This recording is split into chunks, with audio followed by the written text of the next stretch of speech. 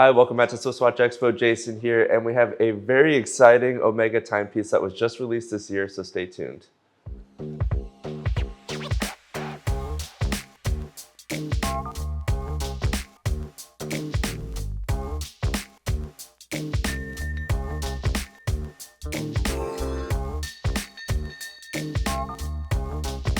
Welcome back to SwissWatchExpo. If you guys are a fan of the Omega Moonwatch, today we have this beautiful Omega Speedmaster Professional, and this is one that I think a lot of Omega fans have been waiting for a very long time.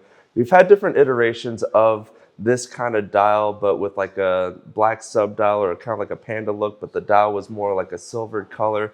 And we finally got a beautiful, crisp white dial on the beautiful Omega Speedmaster, which is just iconic to the Omega line. And it's something that I know a lot of Omega fans have been waiting for, especially myself, because I have been looking for a white dial timepiece and just haven't found that right one yet. But I really do feel like this is the one that Omega kind of hit out of the park here, because it's just such a gorgeous watch. If you take a really close look at this dial here, it's not just like a flat white dial. They actually used a lacquered dial on here, so you get a lot of really nice depth. You can get a little bit more of that kind of reflective look while you're looking at it on the dial.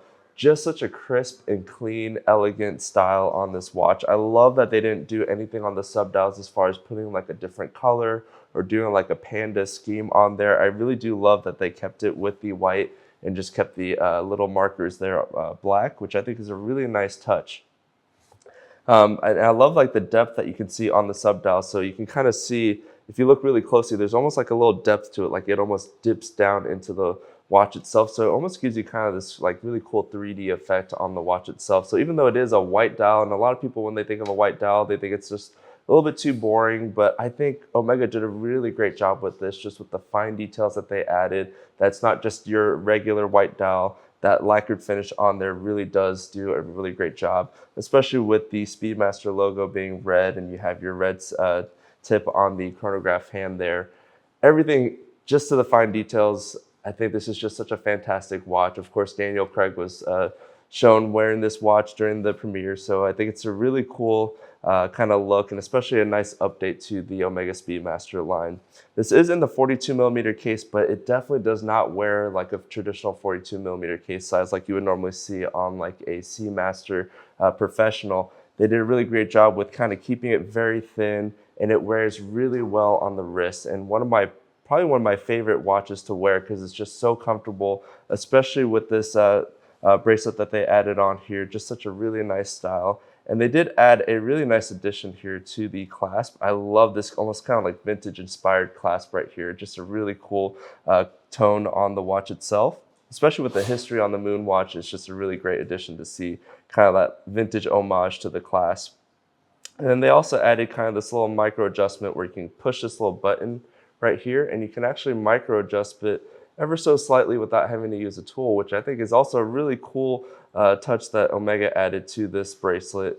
And again, Omega in the past hasn't done really a great job with these bracelets, but I think they actually did a really great job on this one here, especially with the tapered look on the bracelet itself. So again, that's how it helps it kind of wear a little bit smaller than you would normally see on a 42mm case size. And then of course, always have to point it out when there's an exhibition case back, sapphire crystal on both sides, so it is a sapphire sandwich. So I love kind of that updated material that they are adding to these watches. I know some of you purists out there do like the Hesalite crystal, but I do love that they went with the updated sapphire crystal on this model right here. Now they did keep some of the original materials on here, so the bezel here, they didn't actually update that with the ceramic bezel this time, which is very surprising. I know for some of you that might be a little bit disappointing that they didn't add ceramic on that bezel there, but for me, I think it actually doesn't make too much of a difference, especially with how small it is around the diameter there, that they did do the aluminum bezel insert. So there's almost like that little bit of that past still left on this Omega Speedmaster, which is maybe something that Omega did intentionally. I'm not too sure. Maybe it's like a little Easter egg. But maybe one day they will update it to the ceramic bezel. But for now, I think the aluminum bezel insert is just fine on these models. You do have Omega's really great 3861 caliber movement on this timepiece. So again, it's just going to run phenomenally. So really excited to have this one here, especially when Omega just released this one just a few months ago. So we're just very excited to get anything that was a recent release from Omega. So check this one out here at SwissWatchExpo. Hopefully we'll still have this one in stock, and leave a comment down below what you think of this new white dial.